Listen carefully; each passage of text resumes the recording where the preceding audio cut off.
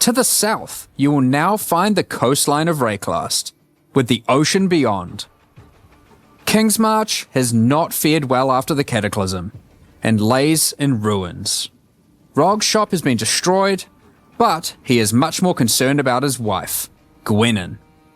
He would like to launch an expedition deep into the ocean to find her, and this begins a new major mechanic for Expedition, exploring the ocean. Previously, a logbook was a single encounter. Now, using a logbook, you can send ships to explore an area of the ocean to the southeast, uncovering a range of islands to begin your search for Gwenyn. You can hop from island to island, doing many new encounters. There are islands with expeditions, grand expeditions,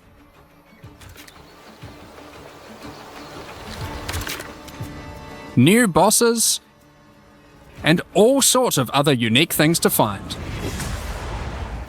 Eventually, you will find the island that Gwenyn has been holed up on. It turns out that she has found the tomb of an ancient Kalguran, Medved. While she appreciates you coming to her rescue, she is still keen to blow open the doors of the vault and take whatever you can find inside.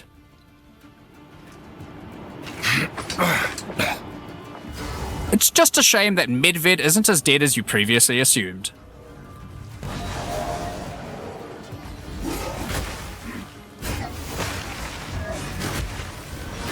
Now, after you have defeated Medved, you will find another logbook, and this time you can use it to choose which direction you want to explore. The ocean is vast and contains a huge number of new islands to find. With each logbook, you can explore one sector, and you can go as deep as you like. There are all sorts of interesting objects to uncover and dungeons to explore. Many of the islands have expeditions with totally new mechanics. So for example, here is a volcanic island with voltaxic sulfite.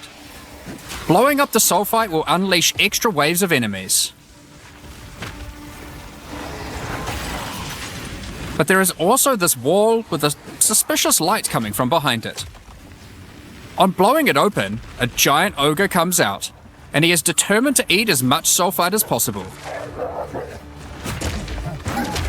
The more sulfite mounds that you have blown up, the more empowered and the more rewarding he will become.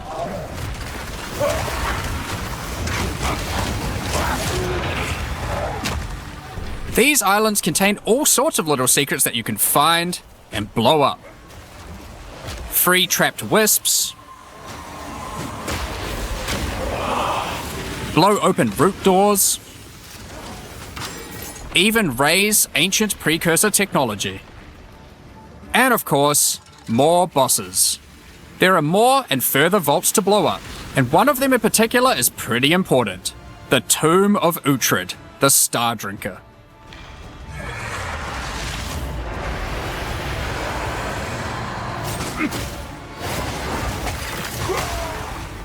Uhtred was responsible for calling down the meteors of Verisium, which the Kalgurans used to power their ancient magic. And upon defeating him, he calls down a truly gigantic one into the ocean nearby. On visiting it, you find that it is shrouded by a strange energy emanating from the Verisium core of the meteor within. There is something growing in there, and it can't be anything good. In order to gain entry, Danik suggests that the Triskelion Flame, an ancient Kalguran artifact that can absorb and cancel the effects of Verisium magic, could be used to enter. But to find it, you will need to locate the Tomb of Olroth, leader of the Knights of the Sun. Defeat him and gain access to whatever eldritch nightmare is growing inside. Now, we're not going to spoil the boss, but one thing you should know is that the Verisium that makes up the core of the meteor is of a quality that has not been available for millennia. Bringing this to Pharaoh and Danik should allow them to forge some objects of power, the creation of which has been lost to time. There is a new encounter with over 30 new monster types and over 30 new rune modifiers to enhance them. You can create more than 100 new runes to craft your gear, as well as dozens of other new currency items. And there are new quests added to the campaign to unlock even more new crafting options. Rune forging armors, upgrading uniques, dozens of new Kalguran skills and supports, tons of new islands to discover by exploring the ocean, 5 new bosses, including a new pinnacle boss, and a bunch of new uniques to top it off. The entire area around your starting location is now teeming with new questlines and things to discover.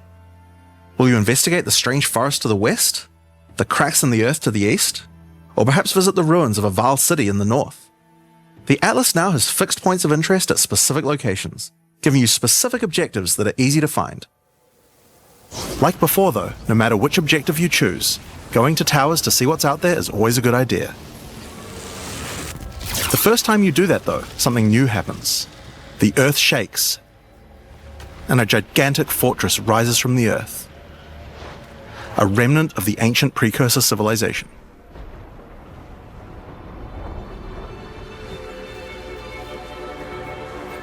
The cataclysm of the beast has caused an ancient protocol to be invoked.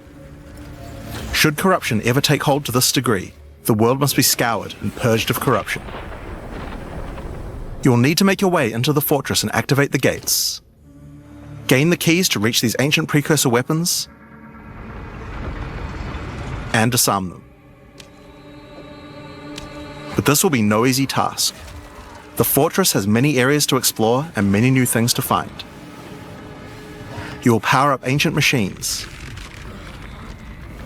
fight new and deadly foes, discover many new areas, and uncover some dark secrets. The areas inside the fortress are special. Many of them have new mechanics or rewards that they grant. Like this map, where all the rares are contained in essence crystals. Or this one, which replaces all monster packs in the area with strongboxes. Or this one, which spawns an Ismeri spirit that always moves on from a rare after you kill it, allowing you to chase it through the entire map.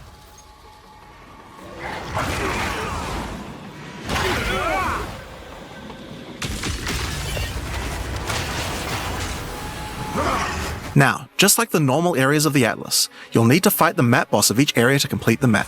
But unlike a normal map, the ones in the fortress each contain precursor nodes after the boss, and activating these nodes will give you points for the new and improved Atlas passive tree. The Atlas tree now works quite a lot differently. We have significantly upgraded the kind of mechanics that you can find on the Atlas tree. Like this one, that gives a chance to make rogue exiles you fight retreat from combat and move to an adjacent map. Before you fight them again, they'll upgrade their gear and come back with a grudge this time. There are also a lot of nodes that combine mechanics together in new ways, like this one which lets Ismeri spirits possess strongboxes. All the regular monsters that come out of them are touched by the spirit, and the rares are all possessed, giving you some incredible loot potential.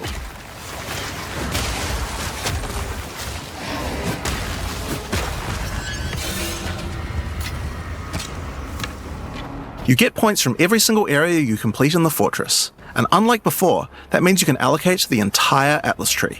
Yes, this whole tree can be yours. This change is pretty important, since it allows us to be able to create many types of bonuses that we wouldn't have been able to create before. Like this one, which gives a chance for cities to be invaded by another faction, and can even allow it to contain 2 faction leaders, allowing you to get 2 crisis fragments. If we'd done this kind of thing in the old tree, we would have wanted to spec into it before running a city map, then unspec out of it before running anything else. With full allocation, we can have cool bonuses like these. Do you want your powerful boss maps to contain more essences, summoning circles, or rogue exiles? But there's also nodes that contain more unusual things. So for example, on this node you can choose. Do you want to give a chance for shrines to instead be given to the map boss in the area, making them more challenging but dropping special loot? Or would you rather give a chance to be given a shrine buff before entering boss arenas, making for an easier fight?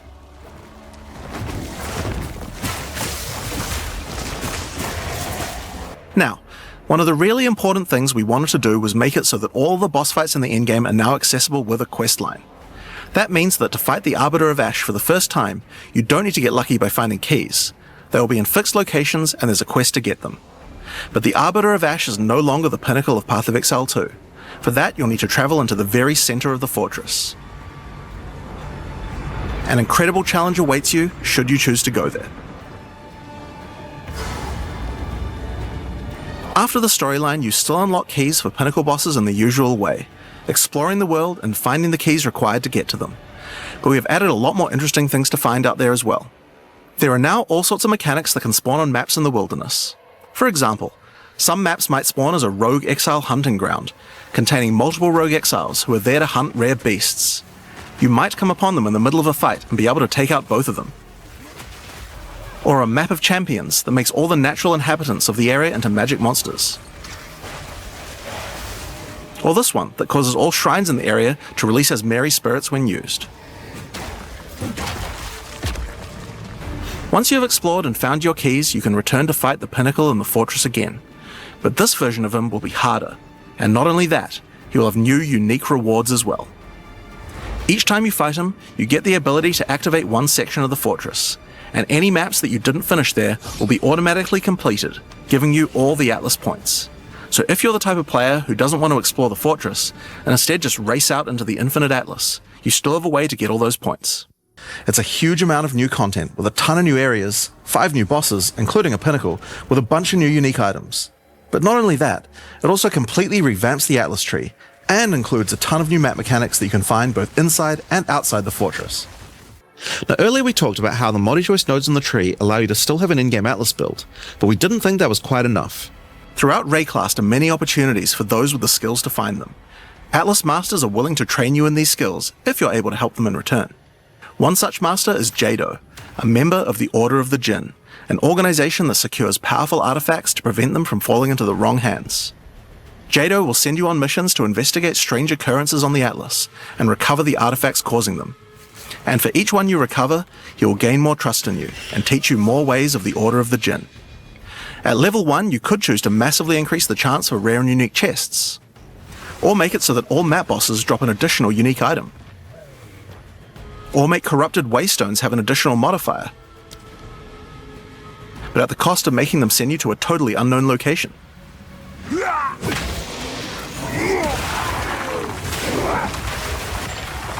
Each mission you complete for Jado will unlock another row of abilities, and give you another point to allocate, letting you choose how you want to specialize.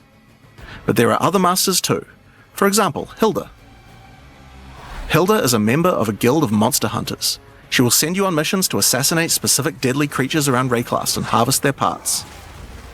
In exchange, she will teach you her monster hunting skills, like this one, which adds a 25% chance to upgrade any map boss to a powerful version. Or this one, which makes his Marian spirits no longer possess rare monsters, making them go for the unique bosses in the area instead.